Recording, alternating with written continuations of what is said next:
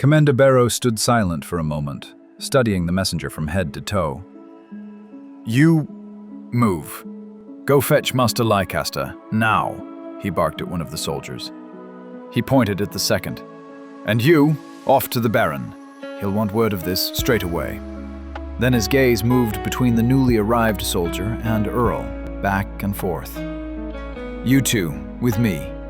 We're going to see this wreck ourselves." Before Earl even realized what was happening, he was already on his feet and heading out of the barracks. Curiosity churned inside him. A mysterious shipwreck? He couldn't help wondering what Master Leicester would say about it. Then the thought of his master brought back the memory of the boat. His stomach twisted. How ironic, he thought. Yesterday I wrecked his boat, and today we're going to look at someone else's. It was late in the afternoon. Earl judged it to be about 3 hours past noon. The sun had long passed its zenith, its late summer warmth settling across his back as he waited on horseback with the others. Mounting the horse had set a sharp reminder through his skull. The lingering concussion made every trot feel like the ghosts of yesterday's stupidity tapping on the inside of his head. They had been waiting at the city gates for a while. "I can see the master coming," Earl said, pointing down the road. Commander Barrow and the other soldier, Thomas, as Earl had learned in the meantime, turned to look. "About damn time," the commander muttered. "Old man moves like he's wading through mud some days." Earl couldn't help but giggle. He would never call Master Leicester an old geezer, but he couldn't deny the truth in it. The master was always late. "Commander," Earl heard his master say as he finally rode within reach. "Master," Commander Barrow replied gruffly, giving a sharp salute. Technically, Master Leicester outranked Barrow by a considerable margin. A guild Grand Master held a military equivalent rank of colonel. But in practice, Barrow was the second highest authority in Bray after the Baron himself. He commanded the Baron's entire army, whereas Master Leicester's role was more advisory, guiding the Baron, offering counsel, and conducting research for the guild. As they rode down the path toward the beach where the alleged shipwreck had been found, Master Leicester broke the silence. "I'm glad to see you're feeling better." After a short pause, he added, "They found you half dead, washed up on the shore. You're extremely lucky one of the gods recognized you. Otherwise, they might have left you there to die." "What in the name of the king were you doing in the ocean during that storm?" The comment stung, especially coming from a man whose entire research revolved around the sea and its currents. Earl should have known better, and they both knew it. "The twins and I were going to explore the cave on the small island across the harbor," he stammered. "You mean the one with the ancient temple inside?" Master Leicester replied, perfectly dry, his expression unchanged. "Wait, you knew about the temple?" Earl's voice fell flat with defeat. "Why did I even bother going? Why didn't you tell me?" "You never asked," Master Leicester said, somehow even drier than before. He maneuvered his horse closer until their legs nearly touched. Leaning in, he added sharply, "Oh, and you will be buying me a new boat, and I already know exactly which one I want." With a grim grin, he straightened again and continued in a lighter tone. "Now then, tell me what you learned from this little adventure of yours, the one that nearly cost you your life and my boat." Earl reached into his bag and handed over his notebook. "I made sketches of what I saw. It all seemed very old, older than our kingdom, I think. But I don't know who built it. Upstairs, there was an altar with a symbol of a large snake eating its own tail." He spoke almost like he was giving a presentation. "Very good," the master said. "What else? What do you think the symbol could mean?" "No idea," Earl admitted honestly. He thought for a moment. Maybe the snake eating itself stands for a cycle? Something renewing itself? Could it represent a year and its seasons?" Very good, Master Leicester repeated. Ah, look, it seems we're getting closer. He pointed toward a crowd of bystanders gathered around something on the beach. Hold! Commander Barrow barked. The small group dismounted and tied their horses to the nearest tree before heading down toward the wreck.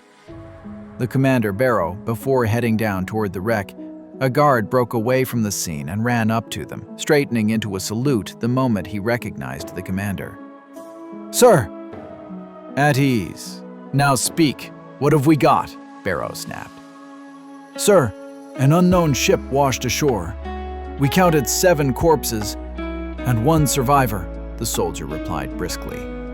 He hesitated for a breath, then added, And, sir, by the way she came in, the wreck must have drifted down from the north. Nothing comes from that way, not along this stretch of coast. The currents and winds don't allow it. A survivor? Master Leicester cut in before the commander could. Yes, Master Leicester. I apologize. I didn't recognize you at first. The guard saluted again, flustered, then continued. The survivor appears to be a young woman. She has unusual features.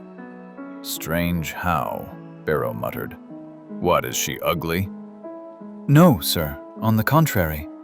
The guard's expression shifted as he glanced toward Earl. I've just never seen anyone with skin that dark. Earl stiffened at the guard's words. He knew he looked different. Darker skin, bright blue eyes, different from anyone else in Bray. But he was rarely reminded of it so directly. This was one of those moments, and he wasn't sure he liked how it felt. Commander Barrow didn't seem to notice Earl's discomfort. Earl, Thomas, go check the wreck, he ordered. Master, you and I will see the girl. Maybe she can give us some answers. As Earl and Thomas started toward the wreck, he could still hear Barrow questioning the guard behind them. Has anyone tried speaking to her yet?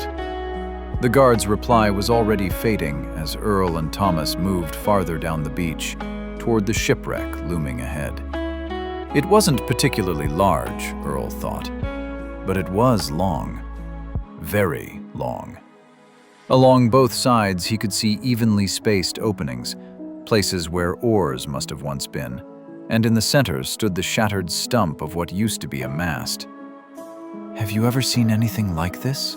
Earl asked. No, never, Thomas replied. Not even during my years at sea. It doesn't look very seaworthy if you ask me, Earl added. Clearly, it sank, Thomas said with a dry grin. That's not what I meant. Earl stepped closer to the wreck, studying its shape. This boat doesn't look like it was built for the open ocean. The hull is too flat. It would have tipped over at the slightest hint of bad weather. Thomas gave him a puzzled look. If I had to guess, Earl continued, this wasn't meant for high seas at all. More like rivers or lakes. It's big enough to carry 24 people. Maybe it was used as a ferry? I doubt that, Thomas said. The villagers found a bunch of cargo scattered across the beach. Do we know what they found? Earl asked. Thomas shrugged his shoulders, then nodded in the direction the commander and Master Leicester had gone. Maybe. Let's find out. I'm also curious about this young woman they found, he said with a smirk.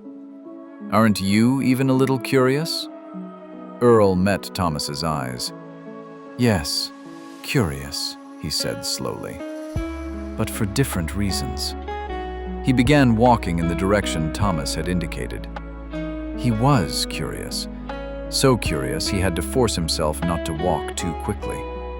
He wanted to see what the woman looked like, to see if she looked like him. He had always wondered where he came from. Everyone he knew in Bray wasn't just light-skinned. They were pale, almost gray from the constant bad weather. Naturally, meeting the first person he had ever seen with darker skin stirred something inside him. Something he didn't quite understand. Yet. As the 2 young men drew closer, they saw the 2 older men standing with several guards in a loose circle. We need to send a raven and inform the Duke of Rivercross, Earl heard someone say as they came within earshot. A soft voice, but urgent. "Earl!" Master Leicester called sharply, striding toward him. "Earl, I need to tell you something," he said, slightly out of breath. Earl's stomach tightened. "What is it, Master?" "The girl who washed up on our shore. How do I put this?" The Master stumbled over his words. Earl frowned. "What's going on?" Master Leicester exhaled. "She looks like you." Like a twin? Earl asked, confused. No, not like that. Leicester rubbed his forehead. I mean, she looks like your people. Same tone of skin, same blue eyes, high cheekbones. She could be from wherever your family came from. Did she say anything? Did she say where she's from? Earl asked, his voice tighter than he intended. Master Leicester raised a hand, trying to steady him. The girl is unconscious, but she's breathing well and her heartbeat is strong. I'm certain she'll be fine after a bit of rest. Understood, Earl said, trying to regain his composure while nodding. I want to see her. Maybe I can find some clues, Earl said, and hurried toward the rest of the group at a quick pace. Wait for me, Master Leicester called after him. Earl reached the circle of guards and saw her lying in the sand. She had darker skin, just like him, just as Master Leicester had said. No, her skin seemed even darker. It was hard to tell with the way she lay half covered by sand, but she seemed tall for a woman. Her clothing was unlike anything Earl had ever seen. Rough, primitive. She wore simple animal furs stitched into crude garments, more like the hide-wrapped clothing of a wild hunter than anything from the kingdom. The coat she wore appeared to be made from white fur. A bear, Earl guessed. He remembered reading about a rare condition in one of his books, something that drained all pigment from an animal's skin and fur. Albino, he thought. It was the only explanation that made sense to him. Earl scanned her surroundings for more clues, then stepped toward the guards. How long have you been here? How long has she been watched? He asked. The highest-ranking guard answered, We've been here about an hour, sir.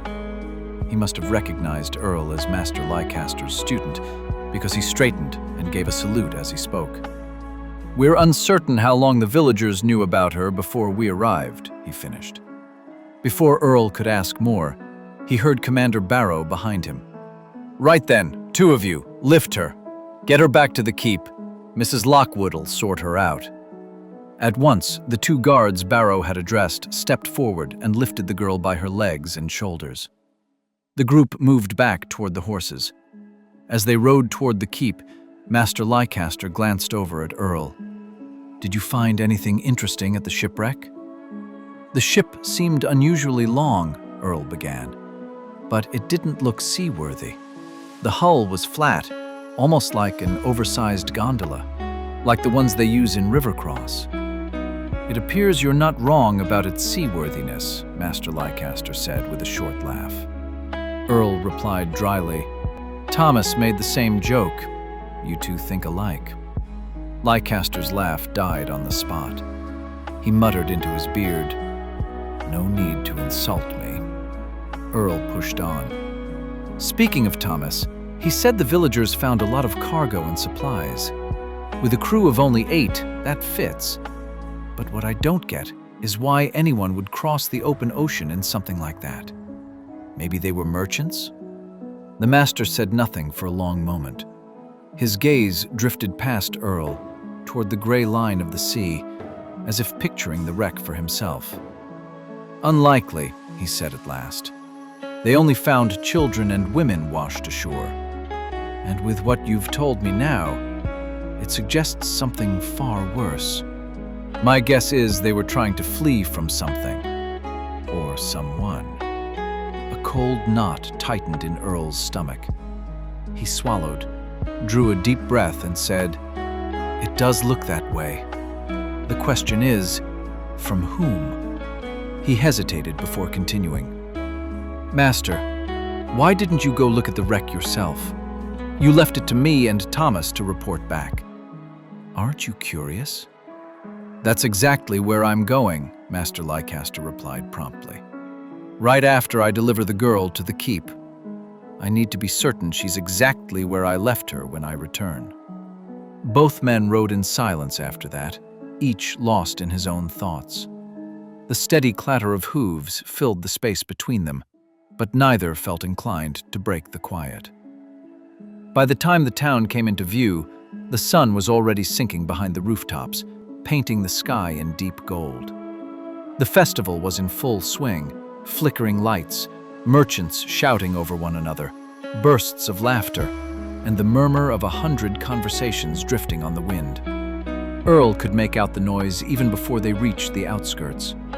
As their party approached the gate, they found a long line of people still trying to get into Bray. Barrow rode ahead, bypassing the crowd entirely, dozens who must have been waiting for quite some time. The guards at the gate raised their hands, halting the civilians, and opening a clear path so Barrow's group could pass through without slowing. A few of the townsfolk grumbled openly as the horses pushed past. "Been standing here near an hour," a man muttered. "Rank or not, it's still jumping the line."